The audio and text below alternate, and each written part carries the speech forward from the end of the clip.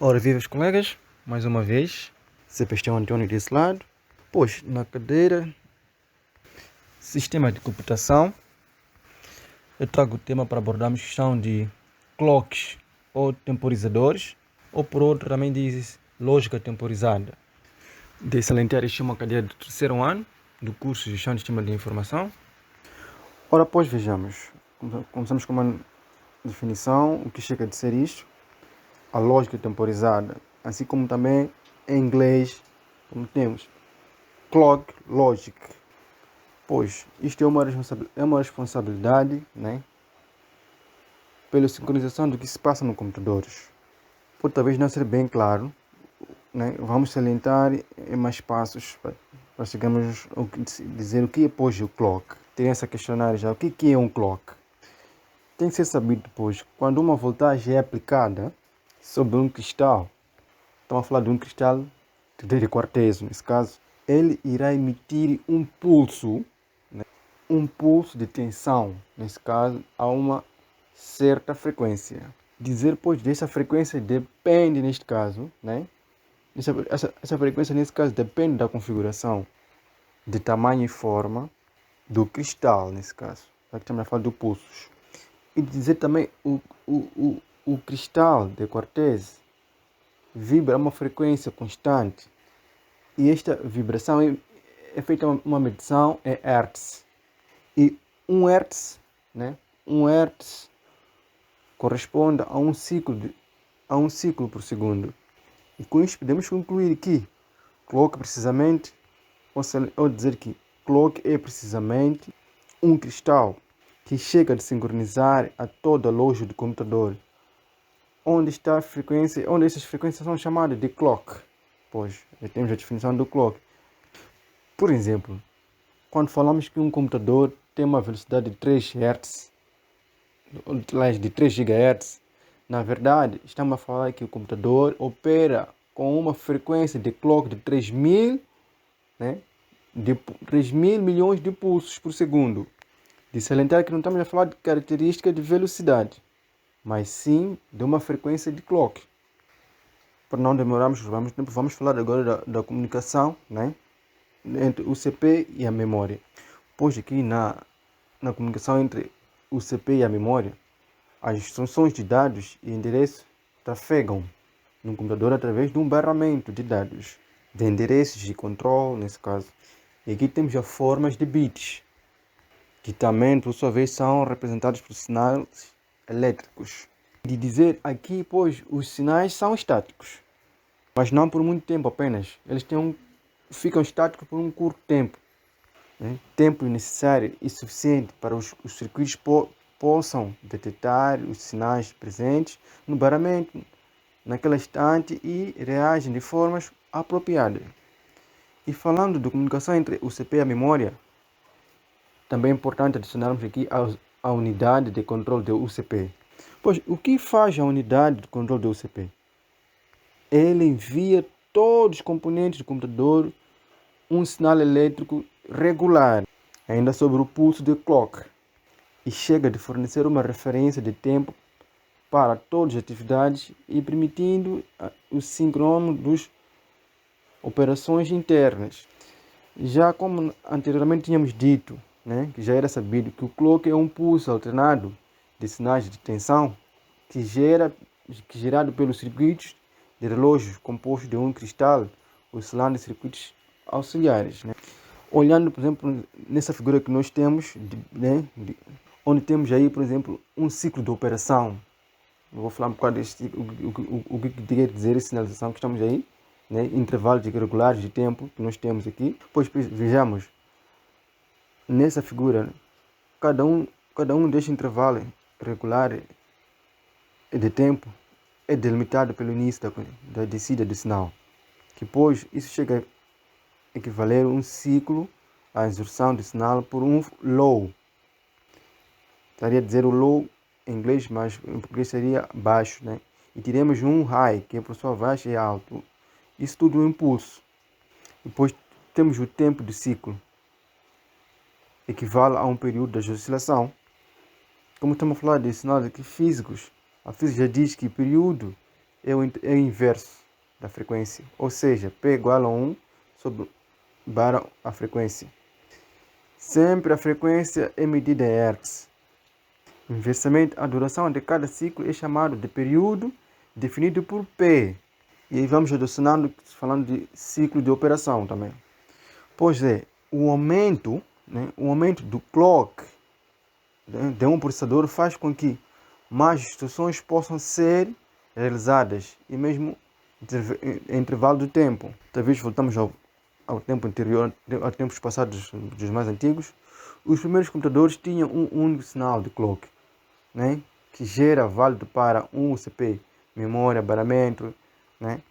Estamos falando de barramento de entrada, barramento de saída. Isso levou tempo na medida que a tecnologia foi aperfeiçoando, a frequência de clock se operava dos processadores, operava-se a menos escala na altura, também as da memória nesse caso. E de lá para cá isto aumentou em uma escala muito maior que os demais componentes. E também deixe-me falar do barramento frontal, como funciona. O barramento frontal, né, funciona como uma conexão entre o CPU e o restante do hardware através de um chipset. Por sua vez, esse chipset é geralmente dividido em North Bridge e South Bridge. O que é isto, né? Seria um chip do norte e um chip do sul. E eles servem de ponto de conexão para todos os outros barramentos do sistema. E a seguir vamos ter uma imagem aí. E barramentos tais como o PCI, AGP e de memória conectada ao chip, isso na placa-mãe, ela facilita para que os dados flutuem entre o dispositivo conectado.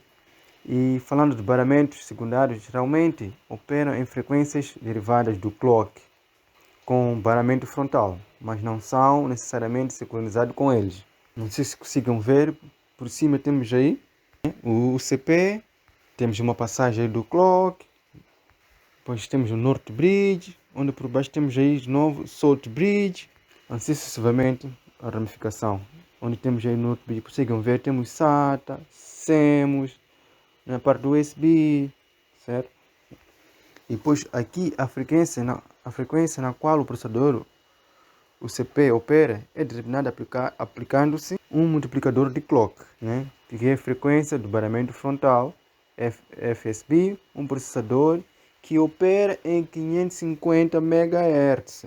Pode estar usando um USB de 100 MHz FSB. Podemos ver que aqui temos uma configuração de multiplicadores de clock, também dominado por barramentos de núcleo, né? Em seguida vamos saltar para o Kick Path Interconnect, ou melhor, QPI. Isto é uma conexão ponto a ponto, né? Unidirecional de alta velocidade, que está empacotado, desenvolvido na segunda metade de 2008 pela Intel MDC, uns membros da DIC, pois isto é usado em processadores para comunicação com dispositivos de IoT, que são dispositivos de entrada e saída, tais como placas de vídeo e controladoras. Vou dizer um dos processadores aqui e a memória, né? Um dos processadores que implementa o KickPath, como o Core i7, né? Conta ainda com um controlador de memória de D3 integrado, né? De 3 canais nesse caso, o que aumenta a largura de banda total dos processadores e diminui a latência de acesso da memória também.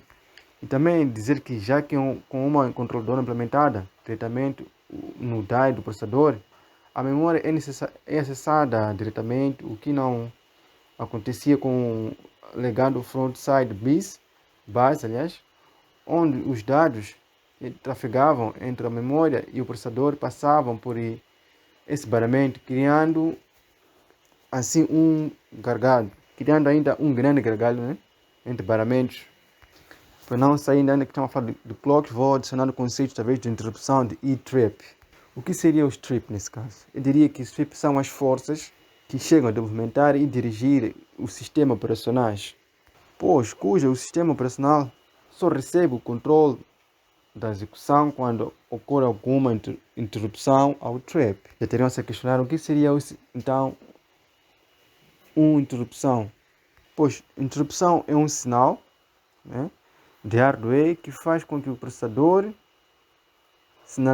interrompa a execução dos programas que vinha executando, né, guardando informações para que possa continuar mais tarde, nesse caso.